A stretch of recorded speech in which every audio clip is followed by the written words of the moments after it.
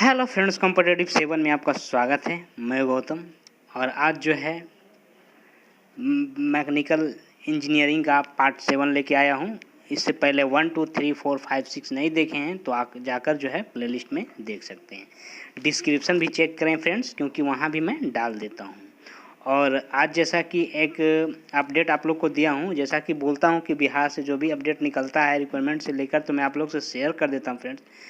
तो अगर जो है जो जुडिशियल का जो रिक्वायरमेंट का अपडेट है, वो जो ऑनलाइन का उसका और रजिस्ट्रेशन का डेट जो है बढ़ाया गया है, एक्सटेंड किया गया है फ्रेंड्स।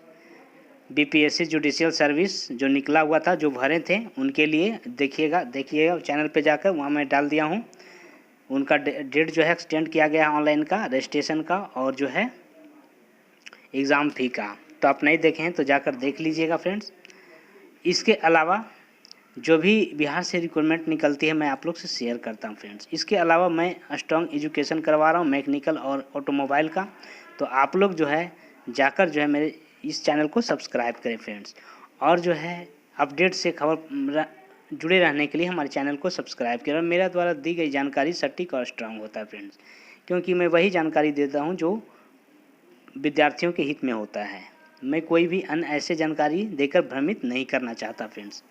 और तो मेरे चैनल को कीजिए सब्सक्राइब। और जो है अगर आप MBA रिक्वायरमेंट से अगर आप इसमें जो है फॉर्म फिलअप किए हैं तो आप प्रिपरेशन ज़रूर कीजिए, क्योंकि मैं सारा क्वेश्चन प्रीवियस ईयर का करवा रहा हूँ और इसी तरह का क्वेश्चन जो है आएगा फ्रेंड्स, आने की संभावना है। तो मेरे चैनल को कर लीजिए सब्सक्राइब, और कोई भी क्वेरी के लिए हमें जो है कमेंट कर सकते हैं फ्रेंड्स, मैं उसका कमेंट का रिप्लाई जल्द ही देता हूँ। तो चलिए टाइम वेस्ट ना करते हुए चलते हैं अपने प्रिपरेशन की ओर, क्योंकि स्टूडेंट के लिए टाइम मनी होता है फ्रेंड्स, सभी के लिए ऐसे होता है। स्टूडेंट जीवन में ज़्यादा बेहतर टाइम का महत्व रखना चाहिए। तो चलिए चलते हैं अपने प्रिपरेशन की ओर। क्या कह रहा है, हेलिकल स्प्रिंग के तापमान 0 के लिए लगाए गए निष्क्रिय टर्न की संख्या कितनी संख्या होती है। तो आपको बताना है, इसकी जो है बराबर होती है। क्या होती है? बराबर। अब जो है हेलिकल स्प्रिंग इस तरह का एक स्प्रिंग होता है फ्रेंड्स। हेलिकल स्प्रिंग के बारे में थोड़ा सा जान लेते हैं कि हेलिकल स्प्रिंग को किन किन नामों से जाना जाता है। तो हेलिकल स्प्रिंग को इसके मतलब जो है हेलिकल स्प्रिंग के जो है हिंदी अगर हम बोलें तो हिंदी भी जान लेना ज़रूरी है फ्रेंड्स। पचदार वसंत इसको बोलते हैं, ठीक है।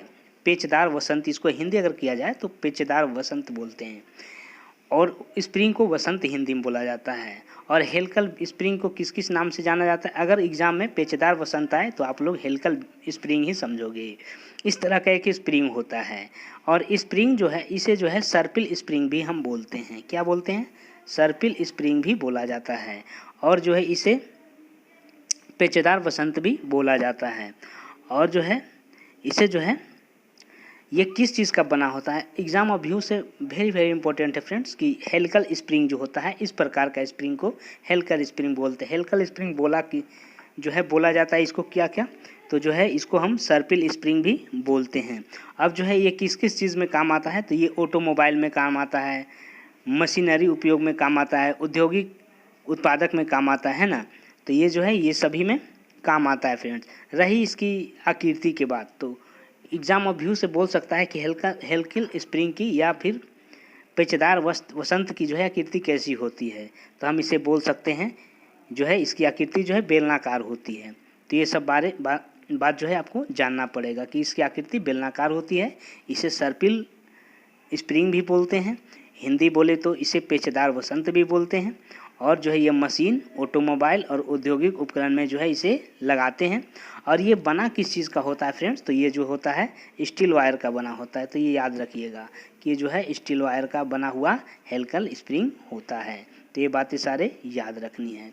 नेक्स्ट है कि वायरिंग, जिसमें दाब सॉफ्ट के जो है एक वायरिंग होता है जिसमें दाब सॉफ्ट के अक्ष के समान तो जो है सक्रिय अक्ष के समानांतर सक्रिय होता है। यहाँ पर आपको कर लेना है कि वायरिंग जो है जिसमें, हाँ फ्रेंड, तो यहाँ पे आपको देखना है, यहाँ पर क्या देखना है, क्या क्वेश्चन कह रहा है कि वायरिंग जिसमें दाब सॉफ्ट अक्ष के समानांतर के सक्रिय होता है। तो आपको बताना है कि वो जो है क्या होता है, तो वो जो है रोलर वायरिंग कहलाता है। क्या कहलाता है? रोलर वायरिंग, है ना। या उसको हम कह सकते हैं परनोद वायरिंग, उसको हम परनोद वायरिंग कह सकते हैं, ठीक है। तो ये जो है आया हुआ क्वेश्चन है फ्रेंड्स कि वायरिंग जिसमें दाब सॉफ्ट आंच के सक्रिय होता है तो उसको जो हम परनोद वायरिंग कहते हैं। अब परनोद वायरिंग होता क्या है, ये तो बड़ा देखिए इस प्रकार का वायरिंग परनोद वायरिंग होता है, ठीक है। इसको जो है एक प्रकार का, इसको हम बोल सकते हैं, पहला क्वेश्चन एग्जाम ऑफ व्यू से क्या हो सकता है, किसको और किस नाम से जान सकते हैं, तो इसको हम जान सकते हैं, इसको हम थर्स्ट बोल सकते हैं, ठीक है। थर्स्ट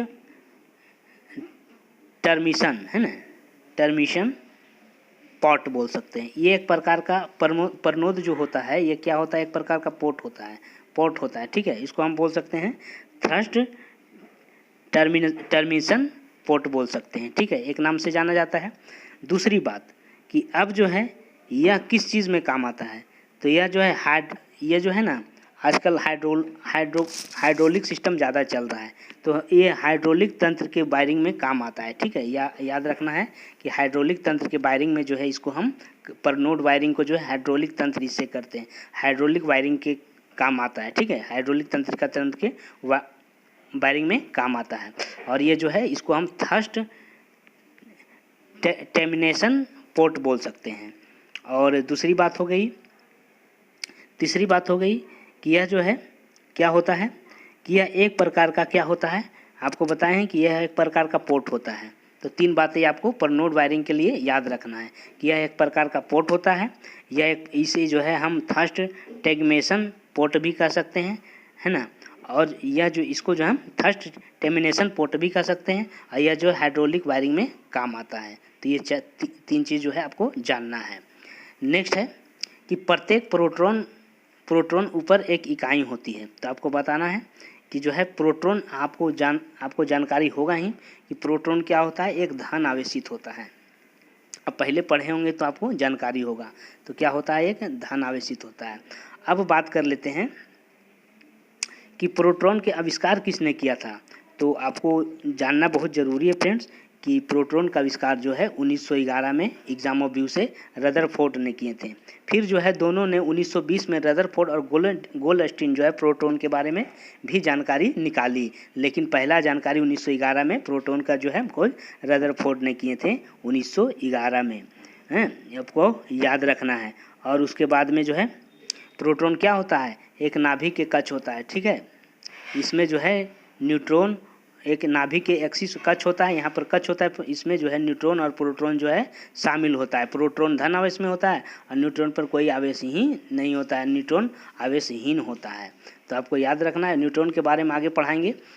प्रोटॉन के बारे में जान जाइए कि ये जो है धनात्मक होता है, और इसका खोज जो है रदरफोर्ड किया था 1911 में। बाद में 1920 में गोल्डस्टीन और रदरफोर्ड ने जो है दोनों मिलकर प्रोटॉन के बारे में जानकारी दी, लेकिन पहला खोजकर्ता कौन है, रदरफोर्ड, 1911 में खोज हुआ था। ये बातें आपको याद रखना है। ये नाभिक के अक्ष में जो है विद्वान रहते हैं, तो ये नाभिक के अक्ष में न्यूट्रॉन के साथ प्रोटॉन जो है विद्वान रहते हैं, तो ये आपको याद रखना है। नेक्स्ट है कि अब आया न्यूट्रॉन, एक न्यूट्रॉन पर एक इकाई होता है, तो क्या होता है, न्यूट्रॉन हमेशा क्या होता है, आपको याद होना चाहिए कि न्यूट्रॉन क्या होता है, न्यूट्रॉन जो है आपको बताना है कि न्यूट्रॉन जो है एक उदासीन होता है, इस पर ना कोई कुछ, इसमें से क्या हो जाएगा फ्रेंड्स, इसमें से कोई नहीं, उदासीन होता है। अब जो है न्यूट्रॉन पर कोई आवेश नहीं होता, ये भी जो है एक नाभिक में जो है प्रोटॉन के साथ जो है, और प्रोटॉन और न्यूट्रॉन जो है एक नाभिक के अक्ष में भी प्रोटॉन के साथ में न्यूट्रॉन रहता है, और न्यूट्रॉन जो है आवेशहीन होता है, इसमें कोई आवेश नहीं होता है। ये तो बात हो गई। अब जो है खोज के बात कर लेते हैं, तो याद रखना है कि चैडविक, है ना, चैडविक इसकी खोज किया था, कौन किया था, चैडविक।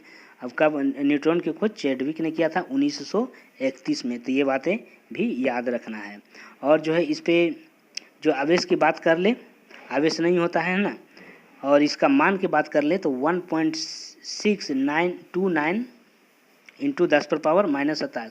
ये इम्पोर्टेंट नहीं फ्रेंड, इम्पोर्टेंट ये है कि न्यूट्रॉन जो है एक आवेशहीन होता है, और इसकी खोजकर्ता जो चैडविक थे, और 1931 में इसकी खोज हुई थी, तो ये इम्पोर्टेंट है। नेक्स्ट है कि घर्षण बल किस पर निर्भर करता है? आपको घर्षण बल के बारे में जानना है तो जो है घर्षण बल तो आपको बताना है, तो ये जो है संपर्क के क्षेत्रफल पर निर्भर करता है। घर्षण बल की अगर परिभाषा देख लें तो ये जो है अविलंब बल, इसको हम क्या कर सकते हैं? अविलंब बल। देखिए घर्षण होता क्या है कि किसी भी वस्तु, एक सरल तरीका से हम इसकी परिभाषा बताते हैं, किसी वस्तु पर दूसरे वस्तु के आकर जो है मिलना, ठीक है। किसी वस्तु, देखिए एक वस्तु है उसरे, मतलब घर्षण के मतलब होता है क्या कि अविलंब, एक तो बोल सकते हैं कि अविलंब के मध्य लगने वाले बल को जो है हम घर्षण कहते हैं। दूसरी स्थिति में अपने भाषा में बोल सकते हैं कि किसी भी चीज़ को जो है गति को कम कर, एक वस्तु दूसरे वस्तु पर जो है गति कम करने की प्रक्रिया जो है घर्षण कहलाती है। जैसे चप्पल में कटा हुआ भाग, हम ज़मीन पर चल रहे हैं, कटा हुआ भाग जो है चप्पल में किस लिए देता है? कि घर्षण को कम करे। तो दूसरे वस्तु पर जो है घर्षण कम करने की, उसमें पावर, गति कम करने के लिए पावर होता है, तो उसे जो है हम क्या कर सकते हैं? घर्षण बल कहते हैं ना। जब वस्तु के गति में क्या होता है? प्रतिरोध उत्पन्न होता है। तीसरी बात से ये हम कह सकते हैं कि जब एक वस्तु दूसरे वस्तु के गति में जो है प्रतिरोध उत्पन्न करता है तो उसको भी हम घर्षण कहते हैं। तो ये बातें याद हो गई। और घर्षण कितने प्रकार की होती है? तो 3 प्रकार के। आपको घर्षण एक शब्द में याद करना है कि एक वस्तु दूसरे वस्तु के गति में विरोध प्रतिरोध पैदा करता है तो उसे हम घर्षण कहते हैं। घर्षण कई प्रकार के होता है? तो घर्षण जो है दो प्रकार के होता है, स्थितिज और गतिज।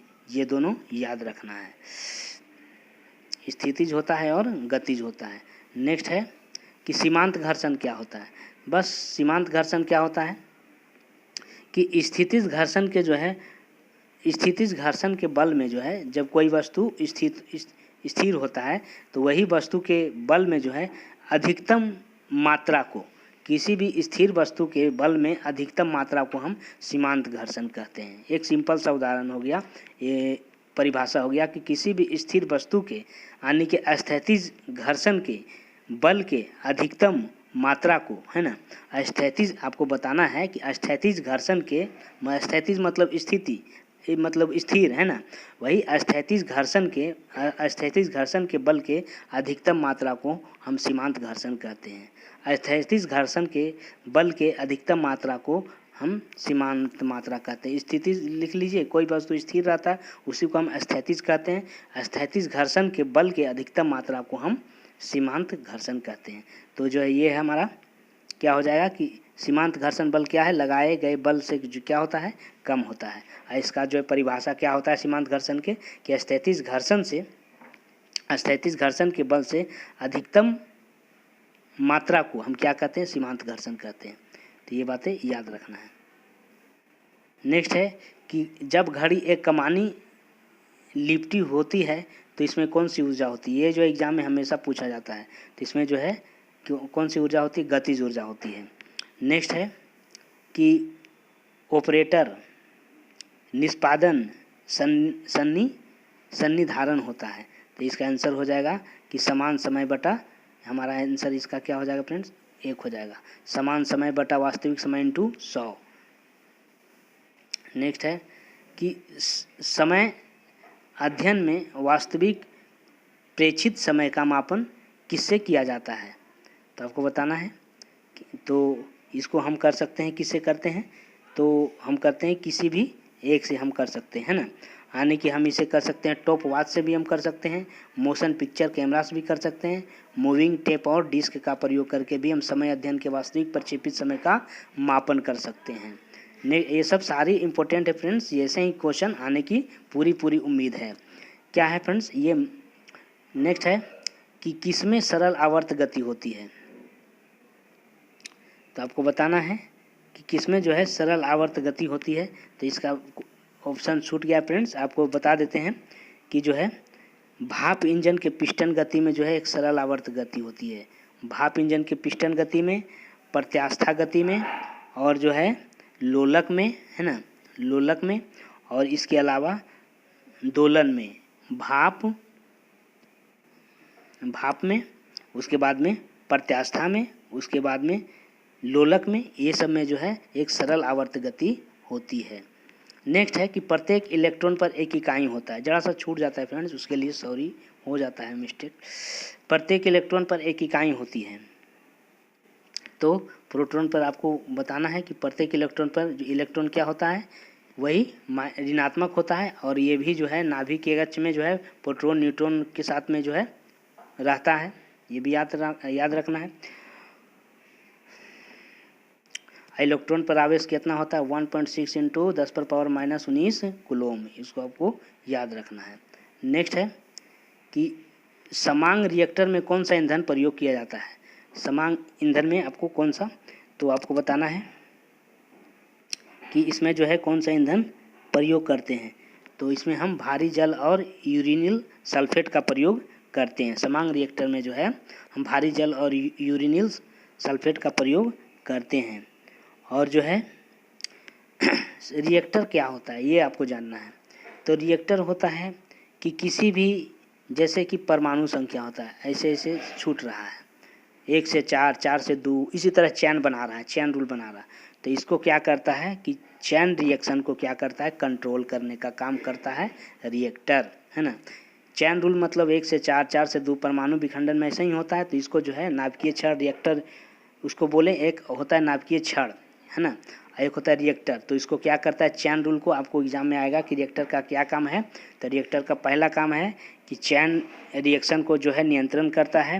दूसरा है कि रिएक्टर ऊर्जा भी उत्पन्न करता है ना। और तीसरा है कि परमाणु के नाभिक के साथ में जो है न्यूट्रॉन के जो है ना। आपको तीसरा है कि यह दो फैक्ट इसको जानना है कि पहला जो है चैन रूल को कंट्रोल करता है, और दूसरा जो है यह जो है क्या करता है, ऊर्जा भी उत्पन्न करता है। रिएक्टर का काम भी ऊर्जा उत्पन्न करना है, तो ये भी जानना है। तो आपको जानना है रिएक्टर जो है, तो भारी जल यूरेनियम सल्फेट। समांग रिएक्टर में कौन सा ईंधन किया जाता है, भारी जल यूरेनिल सल्फेट। नेक्स्ट है कि वायलिक जल रिएक्टर में भाप कहाँ उत्पन्न होती है। वायलिक जल में, है ना। तो ये जो है रिएक्टर बर्तन में प्रयोग होता है। नेक्स्ट है एक प्राइम मूवर की सॉफ्ट पर बद्ध पुली क्या कहलाती है। आपको हम वायलिक जल रिएक्टर के बारे में भी, भाप के बारे में भी पढ़ाएंगे फ्रेंड्स आपको, ओके। तो इसके बारे में भी हम पढ़ाएंगे कि क्या होता है। फिलहाल आपको जानिए कि जब हम रिवीजन करवाएंगे तो वायलिक जल रिएक्टर के बारे में पढ़ाएंगे। अभी फिलहाल रिएक्टर बर्तन में होता है, ये जान लीजिए बहुत। फिर है एक प्राइम मूवर की सॉफ्ट पर बद्ध पुली क्या कहलाती है। तो आपको बताना है। तो इसको जो हम इसको हम क्या कह सकते हैं, ड्राइवर पुली भी कहते हैं। नेक्स्ट है कि जल में डूबे पृष्ठ पर द्रव का परिणामी दाब कहाँ पर सक्रिय होगा। यहाँ पर थोड़ा सा दाग लिखा गया है, प्रेशर यहाँ पर लिख लीजिएगा, दाब, है ना। दाब जो है कहाँ पर सक्रिय होगा, तो आपको बताना है। तो जो है इसमें से किसी पे सक्रिय नहीं होगा। नेक्स्ट है कि बंकी टरबाइन प्रायः किस शीर्ष के लिए लगाया जाते हैं। तो कितने शीर्ष पे लगाए जाते हैं ना, बंकी टरबाइन प्रायः किस शीर्ष के लिए लगाए जाते हैं। तो ये जो है 20 M बंकी टरबाइन किस चीज़ के लिए कितना M लगाया जाता है, तो 20 M लगाया जाता है। किस चीज़ के लिए लगाए जाते हैं, तो 20 M शीर्ष के लिए लगाए जाते हैं। नॉर्मलाइजिंग के बाद हाइपोयूरेटर कट्रारम इस्पात बनी होती है। ये एक प्रकार का पूछा गया प्रश्न है फ्रेंड्स। ये एक प्रकार का जो होता है, तो एक प्रकार का फ्यूल होता है। आपको याद रखना है कि नॉर्मलाइजिंग के बाद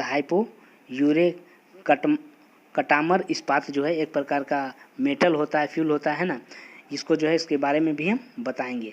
तो आपको जानना है तो पियरलाइट और सेमीराइट के बारे में इस्पात की बनी होती है। किसकी बनी होती है, हाइपोयूरेटर कटारम जो है इस्पात किसकी बनी होती है, पियरलाइट और सेमीराइट की बनी होती है। नेक्स्ट है कौन जिस पर कंपाउंड टेस्ट पेपर जांच को टर्न करने के लिए सेट किया जाता है, तो वो जो है क्या होता है। तो हमारा आंसर हो जाएगा 10 inverse D capital D minus small d बटा 12। तो ये हमारा हो जाएगा। नेक्स्ट है कि किस तंत्र में कंप्रेसर की आवश्यकता नहीं होती। आपको बताना है वाष्प अवशोषण तंत्र में जो है कंप्रेसर की आवश्यकता नहीं होती। नेक्स्ट है एक फ्लास्क के द्वारा 25 डिग्री सेल्सियस पर क्या होता है, तो 25 क्या होता कितना होता है 2500 केल्विन सेल्सियस पर आवर होता है। और लास्ट है फ्रेंड्स कि कौन सा तत्व प्राकृतिक रेडियो एक्टिव है, तो ये जो है इनमें से सभी जो है रेडियो एक्टिव है। और ये 20 क्वेश्चन जो मैकेनिकल इंजीनियर का जो VVI है जो फ्रेंड्स हमेशा एग्जाम में आने की संभावना है ना। तो जो है ये प्रीवियस ईयर का है, ऐसे ही क्वेश्चन कई बार पूछे गए हैं।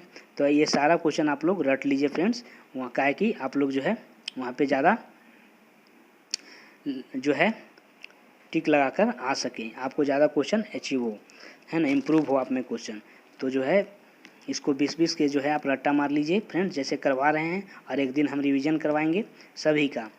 तो फ्रेंड्स आप लोग जो है पूरे वीडियो को देखिए, और नहीं देखें तो मेरे डिस्क्रिप्शन लिंक में जाइए, प्लेलिस्ट में जाकर जो है वो वाला वीडियो को देख लीजिए। तो फिर मिलेंगे नेक्स्ट वीडियो में फ्रेंड, तब तक के लिए जय हिंद जय भारत।